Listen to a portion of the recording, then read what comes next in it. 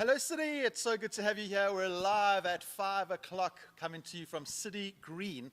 And I've got my friend Pida with me over here. Hello, hello, hello. Hello. Hey, Sai. Hey, City. How are you? Great. How are you? I'm good. It's so nice to have you here. Awesome. Thanks Yeah. for having me. Always good to have you here with us. And love our crew, love our 5 o'clock crew. So thanks for hopping on. And we've got lots of friends that join us Yes. at 5 o'clock. Yes. Shout out to Row 3. Row 3. How's everybody doing? Are you up? Yeah. They finally got out of bed. They can watch church. If you're just logging on and getting ready, why not take this opportunity to invite somebody to join you for church today? If you're on the online platform, you can invite somebody straight. If you're on Facebook or YouTube, just send them the link and say, join me for church tonight. We've had so many people join in City. From in around the lockdown. world, yeah. Can you believe it? All around the world, people are watching. And so, shout out wherever you are on the planet. Join us for church live at 5. It's 5 o'clock in Joburg, almost. And so it's really, really awesome to have you. And as usual, so many cool things happening in City. Youth on Friday nights. Now, if you're a teenager, if you've got a teenager in your life, youth at 6 o'clock on a Friday night is epic. Yes. So it's on City Youth Facebook and Instagram. Do join in. In fact, what they're doing at the moment is their leaders are actually doing the series at the moment, the preaching in the series. And this past Friday night was one of their leaders, Collins. It was brilliant. So do yourself a favor, check out youth. Obviously, there's City Kids on Sunday mornings, there's City Crew on Saturday, there's City Women. Stuff comes out. My favorite. Yeah. Absolutely love City Women. Now, are the men allowed to watch City Women, or is it a thing? You're allowed to check it out so that you can see that the women around you and the women in your life are being filled with really amazing content, and that we are amazing women. You are. We Yes. really are, yes. Totally. But, leave it at liking, don't share, and don't comment. You can share with other women, but don't comment. Well, shout out to Laura Lay and the team. You guys and girls are doing an amazing job over there. amazing, yeah. So lots of cool stuff. And we chatted with Dean last week from Collab Foundation, and Pida, you're one of the directors on the board, yeah? Right. So lots of stuff going on with Collab. I mean, this has been a big time for Collab and all your partners.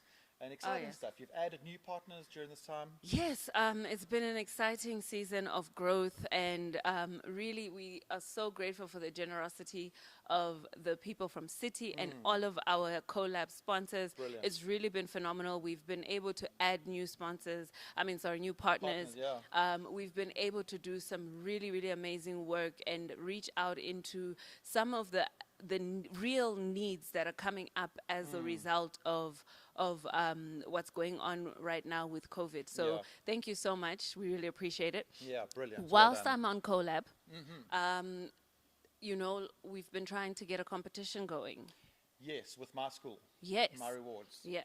So we want you to register on My School, My Rewards, add Collab as a beneficiary. Yep. And we've got a competition going, and it's really exciting. Competition? Oh, it's so exciting. Are you ready for it? Tune in. There's prizes to be won. Right? 1,000 Rand. What? 3 1,000 Rand Woolies vouchers Oh, there you go. are up for grabs. There we And go. all you have to do is, if you haven't already added Collab as a beneficiary, add us as a beneficiary. Yep. Send us proof of you adding us as a beneficiary, either via email, via WhatsApp, and we will register that as an entry. Okay. But wait, there's more. But wait, there is more. if you get other people to also add us as a beneficiary, and you send us proof that you got them to add us as beneficiaries, that's an additional entry for you. It's an entry for them, but it's an additional entry for you too. So if you invite 6 people and they register, you've got 6 entries. Even if you've already registered pre now, let's say you've already had us as a beneficiary, and you add 6 additional people, that's 6 entries to the raffle.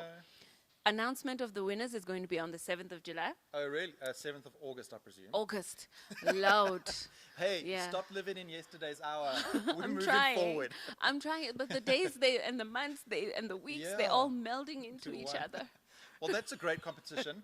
And the target for you guys this month of July is to reach 670 Imagine. new sign-ups. I mean, Yeah. that is incredible. It's incredible. But Yeah. I believe in this church. I believe in the people can of this do church, it. and we can do it. Yeah, we definitely can do that. Yes.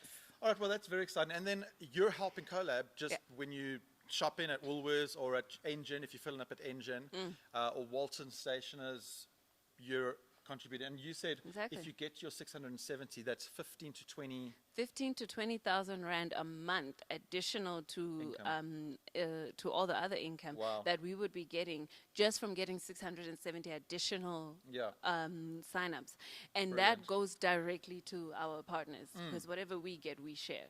Yeah. So Yeah, that's amazing.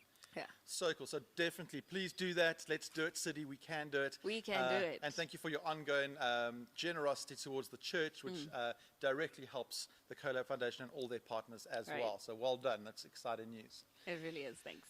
Now, as you were saying, talking about lockdown, it's been long. It's I sometimes talk about lockdown like in the days of lockdown, but it's, We're still in it. I forget. We're still in it. Yeah.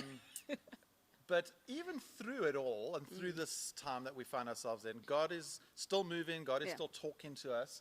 Yeah. And I was wondering, since I have you here on the couch with me, what's some of the things that God has taught you? Maybe one thing that God has taught you, Paida, during the season of COVID and lockdown.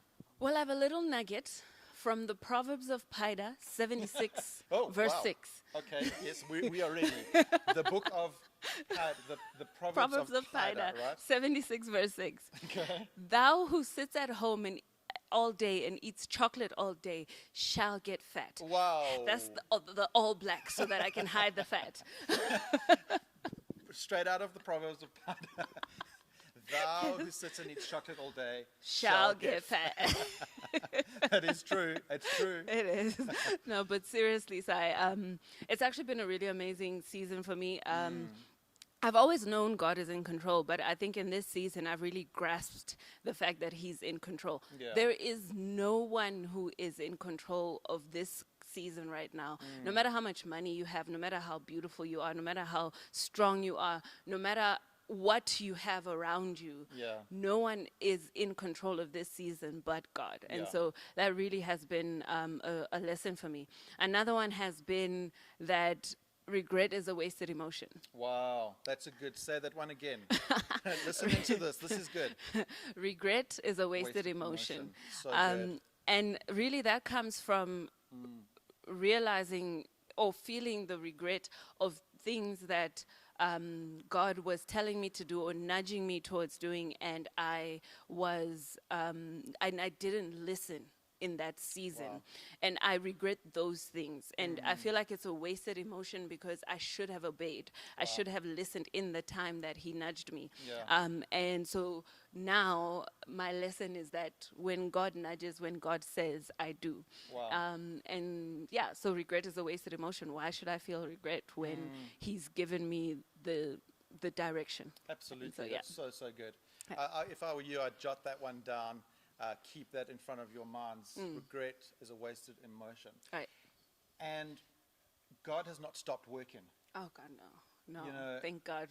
He's still on the throne. Yeah. And as that's- long as He's on the throne, really, we have nothing to fear. Yeah. Yeah. And I think this whole thing of waste, you know, in God, nothing is wasted. There is no such thing as wasted time. I really believe that this is not a wasted year. No. And maybe there's some of you there watching right now who just need to hear this. This year's not wasted. What God is doing in your life has not been wasted. Right. God is very much still active and very much still working in all of our lives. I think back to January, you know, and it speaks into what you're saying here. That we are to be the hope bringers. The banners up here, hope for Joburg, hope for South Africa, hope Yeah. for humanity. Yeah. We just had no idea. We could never have known Yeah. what God was setting us up for in Yeah. saying, you're the hope bringers. And in darkness, your light needs to shine all that brighter. Yeah. And I don't know if I've ever known my world, the context of where I'm involved, I don't know if I've ever experienced this kind of hopelessness that surrounds us in people's lives, and I'm sure many of you may have experienced that, or you may have people in your worlds and lives experiencing what feels dark, what feels hopeless. Right. But what God said to us as a church and what he's still saying to every single one of us, you are the hope bringers. You are. The hope is Jesus. He hasn't failed us. He hasn't stopped working. He's still very active and busy in all our lives. And so thank God for that. Yeah, really holding on to that. Really holding on to the fact that he loves us. Hey? Yeah. He really loves us. And that's just something that should give you energy and revive you at any point where you're feeling doubt or you're feeling weak. That is something to hold on to. Yeah, totally. Well, there's a whole lot of stuff there. We're just getting going tonight. Yes. There's more where this is coming from. In fact, we're wrapping up our current series, so get yourself ready for that. Dunks is going to be wrapping us up shortly, but we've got some great worship for you still coming up tonight. Oh, yes. And that's been a real highlight. I know for you, you've said this to us before. Of course, but worship for me is always a highlight, especially worship within the corporate setting. Yes, it's a different type of worship in that it's virtual, but I absolutely love worshiping with the City family, and our City band is the best. The bomb, absolutely. And so many people say, like, we do more. Why are you stopping after one or two songs or whatever? Do more. And so maybe, I don't know, I'm just thinking, maybe people are looking for something of a prolonged worship night. Maybe we need to start thinking of a prayer and worship night. I would be number one to sign up. You let us know. Is that something that you would like? Should we put that together where we just spend a whole night of worship and prayer together as a church? I think that's something that we could look at doing. Yeah. Yeah, so let us know. I'd be number one to sign up if that ever happened. You would be there. I'll be there. I'll be number one to enter the door. Yeah. Well, we need to do it online still. Oh my gosh, really? There's still that? we get in there, Okay, I think fine. Then I'll be number one to log on then. Yeah. Absolutely. Well, that's super exciting, and so let us know if that's something that would excite you, and we've got a lot coming up as we go into next month as well, so just keep listening out for that. But Paida, thank you so much for joining me here on the couch. Thanks for having me. It's always awesome. And we are ready to go, and so get yourselves ready, get everybody together in the house, and we are ready to have an awesome gathering together. Live at 5 o'clock, we're live from City Green tonight, so do enjoy, and see you on the other side.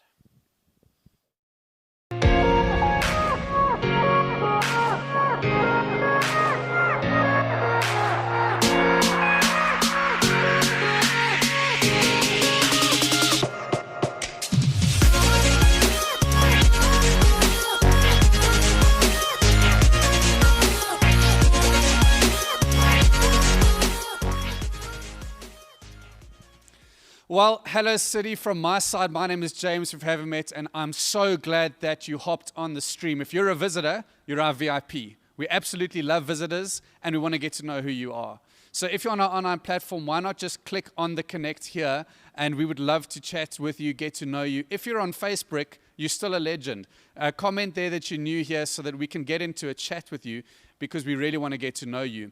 And wherever you might be and whoever you might be, I'm glad that you've joined us here. So we want to hear you chatting in the comments section, because even though it's church online, it's still a time to connect with one another and God. So throw down your comments, greet one another, let's have some banter, let's have a chat, because church is also about that, and it's a beautiful, beautiful time. But we're here mainly with our eyes on God, so we're going to be entering into a time of worship. So you might want to get your body moving, you might want to get off the couch, and it might just be one short burst of praise, but let's make it count. One of the things that I've been meditating on today is Psalm 121. And this one goes out to anyone who might be facing a mountain of any kind. This might be if you have... You can do all things. You can do all things but fail. 'Cause you never lost a battle. No, you never lost a battle. And I know you never will. 'Cause you can do all things. You can do all things. 'Cause you never lost a battle. No, you never lost a battle. And I know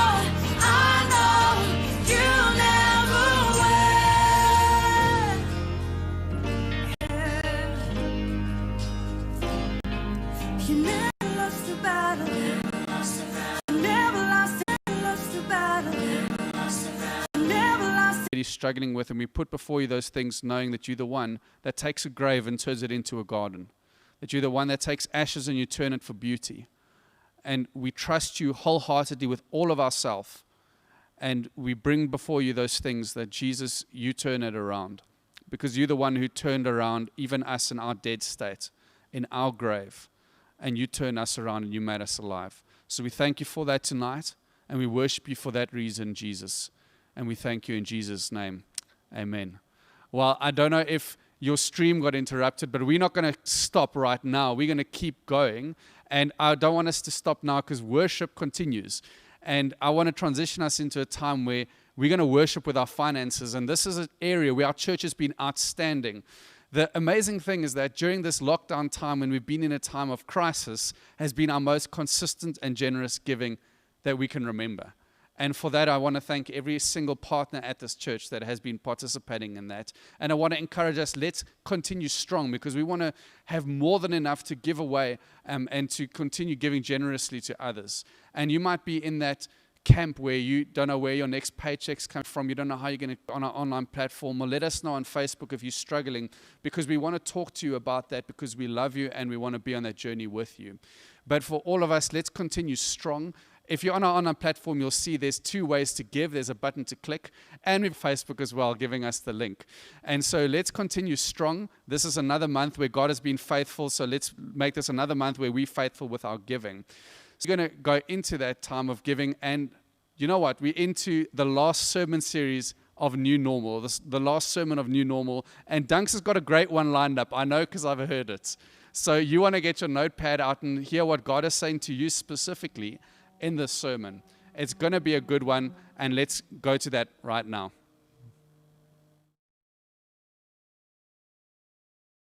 I'm so good to be joining you. We're going to be wrapping up this mini-series within Ephesians Season 2. We'll be kicking off our final mini-series in this season of Ephesians. And this series has been called New Normal. And Paul is diving deep into what it looks like, this life played out in the real world.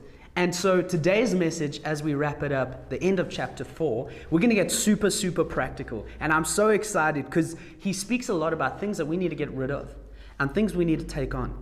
And it's never in our strength, because we know that sometimes talk can be cheap. But he asks the question of all of us. He asks the question of the Ephesian church.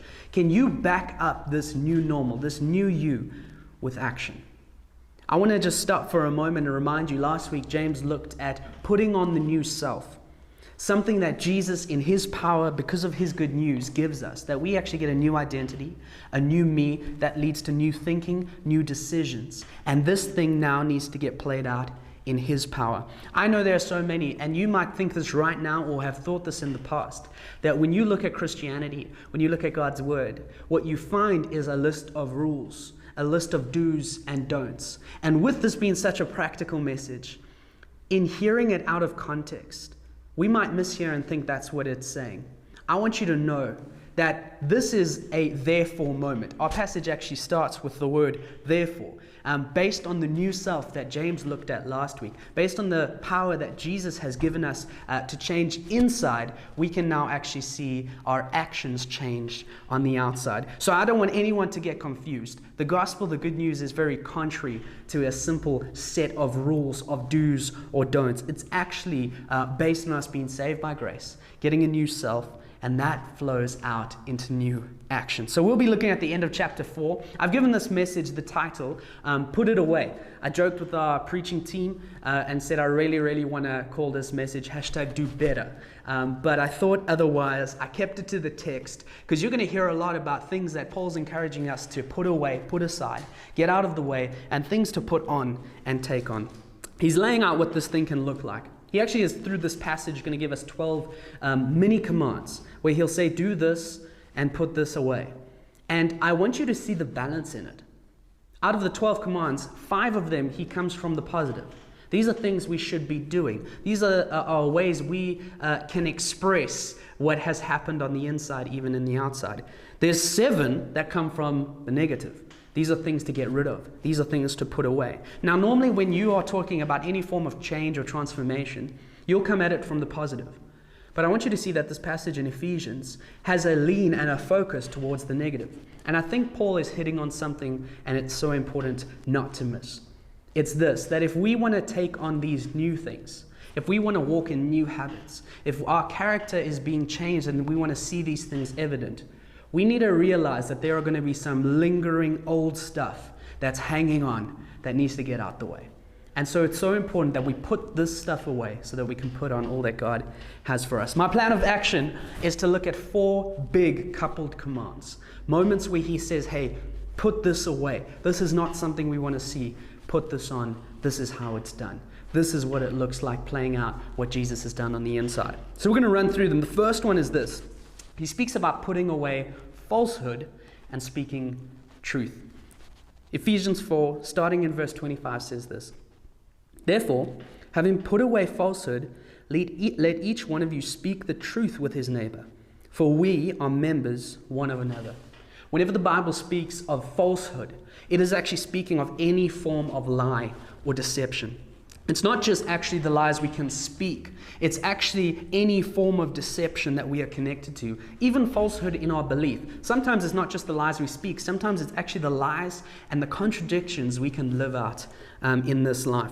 It really touches on this big idea and the big topic of integrity. And what I believe we're being encouraged through this passage in Ephesians is to live a life of transparency.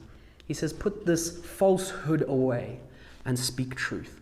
We know that earlier in chapter 4, Paul used the phrase, speak the truth in love. And I don't want us to forget it because it's so important. I want to take a look at it. Encouragement here from Paul is not now we just speak truth in anywhere, everywhere, and we abandon any form of social nicety or social normalness. It's not saying we're the people who are now going to say, well, you know what, I'm going to speak the truth. That baby is hideous. When we get the question, gentlemen, does this make me look fat? We know what the answer is. It is not, well, you look absolutely massive. We still play in the realm of speaking in love, and that means we will apply our wisdom that God gives us. We will always speak in love and actually have the other person's heart in mind as we speak. But there's 3 falsehoods that I believe we fall into that I want to take a deeper look at. The first one is the idea of flattery. Now, you can look right through Scripture. Flattery does not get a good rap. It is always something that is warned against. And simply it is the moment where we will say one thing to someone's face, where we will actually be trying to in some way manipulate, in some way make them like us, in some way get ahead, while behind their back we'll say something very different. Psalm 12 verse 2 speaks about it like this. Everyone utters lies to his neighbors. With flattering lips and a double heart they speak. So often we don't realize the damage flattery can do. We have so many people believing that they are good at what they are not good at. We have so many people walking away thinking they've done a good job when that might not be true. And if we took on this idea of speaking the truth in love, we actually create opportunities for people to grow, for people to actually improve. And I love the phrase that Psalms 12 uses here, where it actually says it's a moment where we have a double heart, because our heart is actually not for that person and their benefit. I'm reminded in Proverbs 27, where it speaks of our heart when we sometimes have to communicate a hard truth, but still in love. It says, faithful are the wounds of a friend, profuse are the kisses of an enemy. When we have the other person in mind, their benefit, we will speak it in love. Second falsehood we can fall into is sometimes we can have selective levels of acceptance. We often will attribute the level of falsehood that we tolerate depending on the environment we are in. That sometimes who we are dealing with and where we are will define what's now accepted. And so different environments now can take on different sets of rules. And the example I want to go to is the workplace. I'm sure you can imagine it, that when you are in the workplace, there might be a certain level of falsehood that can be present, but that's not an acceptable level when you go home. I remember having a conversation with someone who had really felt convicted about something they had done in the workplace. I won't mention names, I'll just give you the example. They were in sales and they're speaking about, I was in a morning stand-up meeting And so often our manager in those moments will give us leads into sale opportunities. A colleague of mine missed the meeting. And instead of handing the leads over to that person, I took it for myself. Now imagine that person going home and using the same set of rules. Imagine if they came into an inheritance, a relative dies, they come into some extra money. Would they withhold that from their spouse? We know the answer is no. But so often this is where we can place falsehood and play it out in our lives, where in a different environment, in a different situation, we'll play by a different set of rules. The standard set for us here in Ephesians 4 is a standard so much higher. It actually uses the standard of family. That's why it says, let each one of you speak the truth with his neighbor, for we are members one of another. Our family is our standard. That is the environment we play in, not just with those we are close to, but actually everybody we come in contact with. If we are playing in that environment, it means the rules never change. Third falsehood I see us falling into so often is the useful half-truth, where we'll take something that maybe is technically true, but we're using it to manipulate a situation for our benefit. It's maybe something that's going to get us out of trouble. It might be something that's going to protect our interests, but at the core of it is a focus on self, a focus on self-preservation, a focus on self-benefit. It reminds me of an example in the Bible where you see a chain of it through 3 generations, from Abraham to Isaac to Jacob. Now, if you're a parent listening to this, wherever you might be streaming this from, I would encourage you to take note here, because this applies to all relationships, but specifically parents, as our children are watching us, this plays big time. The truth is, children may ignore our teaching, but children will always inherit our boundaries. Look how it plays out. Abraham in the Old Testament is the father of the nation of Israel, and he had a belter of a wife. Her name was Sarah. She was good looking. He gets into enemy territory. And because he is scared, he convinces his wife, well, when we come into contact with the enemy king, I want you to tell him that you are my sister, that you are not my wife. Because maybe if he likes you, he's going to take me out, kill me, so that he can get to you. Now, the truth is that was a half-truth, because Sarah, in fact, was Abraham's half-sister and his wife. I know it's weird, it's a different time, it was a different type of normal, it's a whole nother preach. But it was a half-truth where he was actually playing the game of self-preservation. You follow it down to his son Isaac. His son now actually takes on that boundary and plays out the same scenario with his wife. He says the same thing. Tell them you are my sister. This time it's a complete lie because there's no relation. Fast forward to his son Jacob, and it goes even further. While his dad Isaac is lying on his deathbed, he actually plots and schemes and deceives his dad into giving him the family blessing that was owed to the firstborn, his older brother Esau. We see the run from half-truth to lie to full-blown deceit. It all started with Granddad. Granddad putting on falsehood led them down this road. And so for parents, I want to remind you, this is a big warning to us.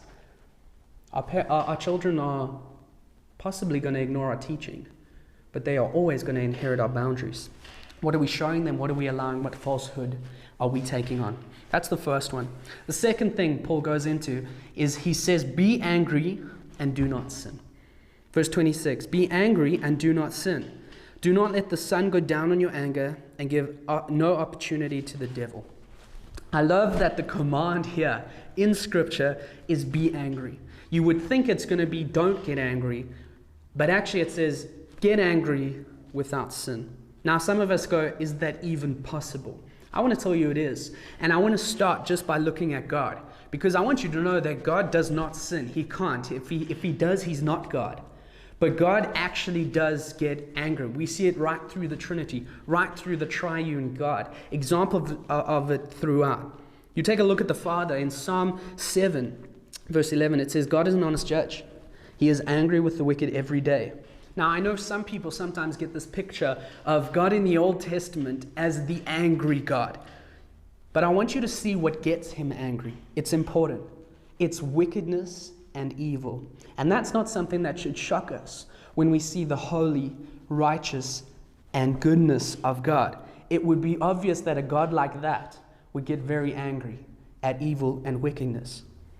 I don't want you to miss that 499 times in the Old Testament, we see a reference to God's wrath and anger. But more than double that, over 1,200 times, you will see a reference to His love, His care, and compassion. It's why He is the God that will come after us, pursue us even when we are fallen in our nature, even when we have the lean to err and wrong and sin. He still comes after us to make a way to get a hold of our hearts. Look at the Spirit. In 1 Samuel 11, Israel actually gets betrayed by an enemy people and in a treaty. King Saul gets so grieved, but I want you to see who actually stirs up the feeling in him, stirs up the emotion of anger. It says in 1 Samuel 11:6, and the Spirit of God rushed upon Saul when he heard these words, and his anger was greatly kindled. His anger was actually stirred up by the Spirit of God. So important. And the last one, I want to look at the Son. Jesus himself, in John chapter 2, he has a moment where his anger bursts out. It's a moment where he actually cleanses the temple. Sometimes people can see God the Father in the Old Testament as the angry judge. And sometimes we can even get it wrong and see the God of the New Testament, Jesus, as the soft, caring, holding a lamb type of a God. But this is a moment where Jesus lets out his anger and wrath. Now, this was during the time of temple worship. At that time, the temple was the people's only and primary connection to God. It was a place where you could worship, where you could offer sacrifices, where you could pray, and you could give honor to God. And Jesus gets set off when he sees the money changers at work in the temple. He actually makes a whip. He flips tables. He drives them out. Jesus was angry in this moment. And some will say it was simply because they were selling things in his Father's house. When you take a deeper look, it's not actually quite that simple. Many people would come from far away to the temple to offer sacrifices. And so it was quite useful to be able to buy an animal in order to sacrifice instead of having to lug it with you from a far distance. The problem was that the temple at that time had its own currency. And so when you needed to buy something, you actually would then need to change your Roman currency or some other currency into the temple currency. And this was done by the money changers. The money changers in this moment saw a gap. They saw an opportunity to take advantage. So they would charge huge amounts, huge fees to exchange. They actually were exploiting and taking advantage of people simply trying to worship and honor God. This is what Jesus sees, and this is what gets him angry. It's what sets him off. He saw the exploitation. He saw the injustice of a system. He exposes it by flipping tables and driving out the money changers. This is my encouragement first off, before I get into anything else. The encouragement here is be angry. I want you to know it is okay to, in its fullest, experience the emotion of anger. Take this message as license to get angry. God did and God does, so we can. But there's a warning. So often our initial reaction is to avoid it, or even to put a restriction on someone else feeling it. We can see other people get angry. They'll cry out for justice, and often our first reaction is settle down, calm down, just have some order. Don't forget that the command here in Ephesians is to get angry. It's actually something that we, who have the power of God at work within us, should feel. That actually, when we look at how God gets angry, at the things he gets angry at, we should also. So when we see things in our world that are wicked, that are evil, when we see the injustice, when we see the exploitation of the vulnerable, it should get us mad. When we see the evil of racism, we should get angry. When we see the scourge in our society of gender-based violence, ladies, I know that you are there already. How angry you are. Gentlemen, I want to tell you, we need to get angry too. That actually, when we see any form of injustice, when we see any form of exploiting those who are vulnerable, it should get us angry, because I want you to know God is there already. God is in fact angry at it all. at every injustice, at every exploitation. God's angry at every single sin. Now, the encouragement of Ephesians, and there's two big ones, is this, that we are to be angry like God is angry. We are actually to be angry and not sin. You can have the anger, you can feel it, you can experience it, but what you do with it is so important, because the truth is we know our anger so often can lead us down a road of sin, and that's what we're warned against. So often it's where we get unstuck. I want to ask the question, what moves us from the realm of being angry to now actually our anger leading us into sin? There's two big ones I want to focus in on. I believe we move into the realm of sin when we go down the road of an angry outburst. That might be physically, that might be verbally. In today's age, that might even play out online. We see social media platforms where we become these keyboard warriors who just outburst and explode, and it leads us down a road of sin. We forget that actually these explosions, these outbursts do so much damage. And the truth is we can't hide behind any excuse. We can't hide behind, hey, this is my personality. This is how I'm wired. I'm just a hot head. This is my makeup. The damage that we can cause so often is held back by, it's my makeup. We know we have hot button issues. We know we'll have the anger buttons which will set us off. And so often we want to put the blame on the person or the thing that has pushed the button. But we need to realize that the button is ours, and that we actually have control if it gets pushed or not. We can feel, but it can't lead us down a road of sin. God doesn't leave us in that space. He gives us the power in His Word, in His Spirit, in the new heart that we get through Jesus to do this thing differently. Second thing we can do is that I believe we can get it wrong when we try now seek our own revenge. Seek justice, yes. Expose justice, yes. Protect the vulnerable, yes. Jesus is actually going to call us into our own flip the table kind of moments. But we cannot and should not ever move into the space where we now don't just seek justice, but actually serve justice. It never ends well. Justice might need to come from a different authority. Justice might need to come through the legal system, through the law. It might need to come from an outside authority. Or at the very bottom, the foundation, justice might just need to be served by God Himself. There may be things that we actually need to hand over to God to say, God, would you sort it out? Romans 12 speaks so well of this. In verse 17 it says, repay no evil for evil, but give thought to do what is honorable in the sight of all. And then verse 19 says, beloved, never avenge for yourselves, but leave it to the wrath of God, for it is written, vengeance is mine, I will repay, says the Lord. The second encouragement is don't let the sun go down in your anger. I know if you're married or in a relationship, this is probably a verse that comes up a lot, gets applied to dealing with conflict. Imagine you have the couple, the one being super extroverted, verbally skilled, let's sort this thing out now. On the other side, you have the introvert who struggles, needs some time, needs to think, maybe is trying to avoid the big moment. And so often, the one takes on the role of pusher, the other one takes on the role of thinker. And us pushers can use this kind of a verse to draw out the thinkers. We need to sort this thing out now. I want to draw your attention to Scripture, because I believe as Paul was even writing these words, this is the verse that would have been on his mind. And it's in Psalm 4. It says, be angry and do not sin. Sound familiar? Ponder in your own hearts on your beds and be silent. Selah, take a moment, pause, reflect. Offer right sacrifices and put your trust in the Lord. Sometimes we are taught through this verse that we should never go to sleep until the fight or the conflict is fixed.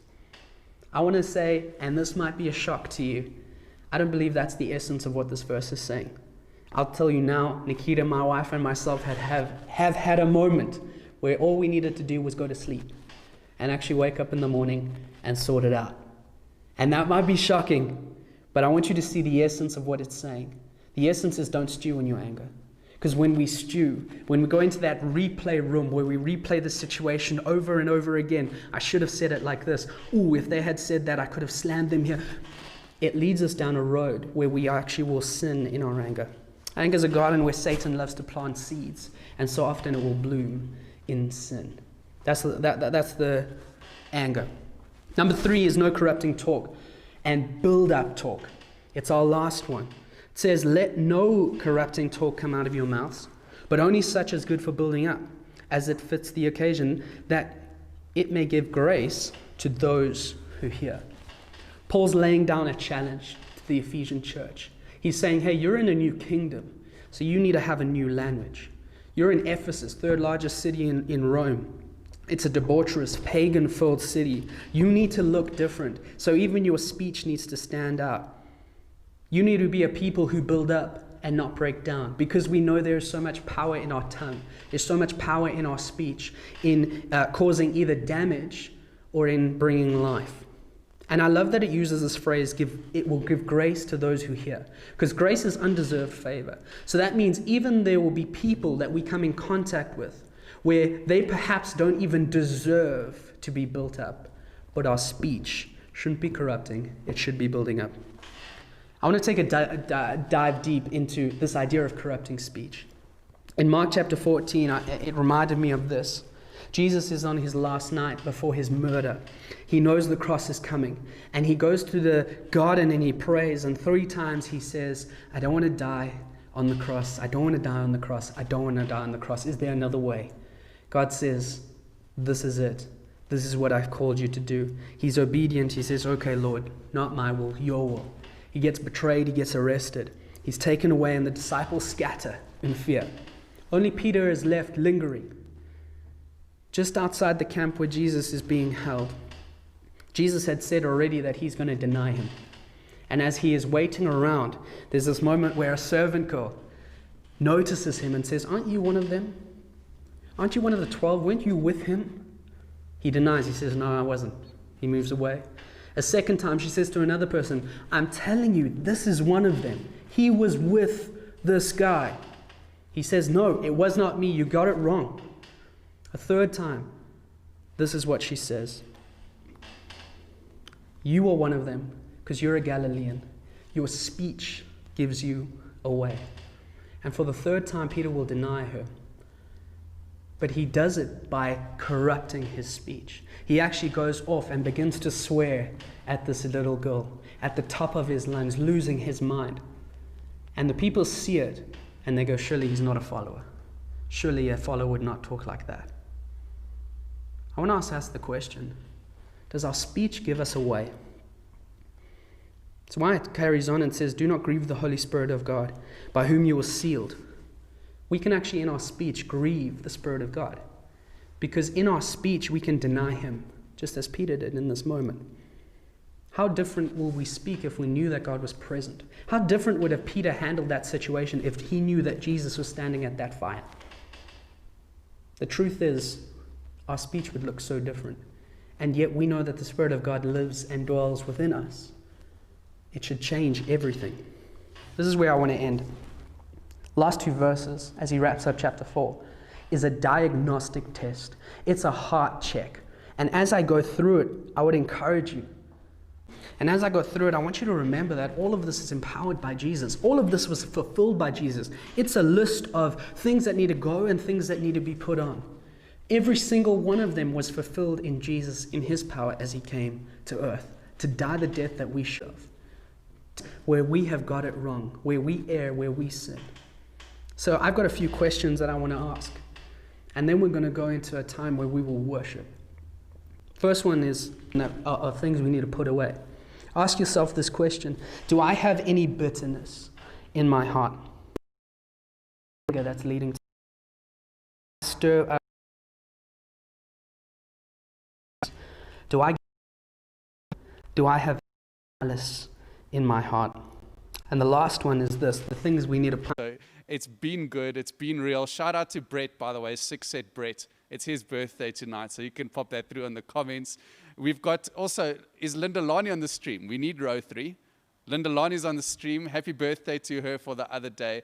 You are such a legend. And just to say, for this Live at 5, we want to build this community. So why not think about next week already? We're already thinking about next week. I'll be preaching live from City Green, and think about who you really want to invite through to that stream, because it's going to be really important. We want to build together. So think about that. And other than that, I just wish you guys the best night ever. It's going to be great. God bless you guys. See you next week.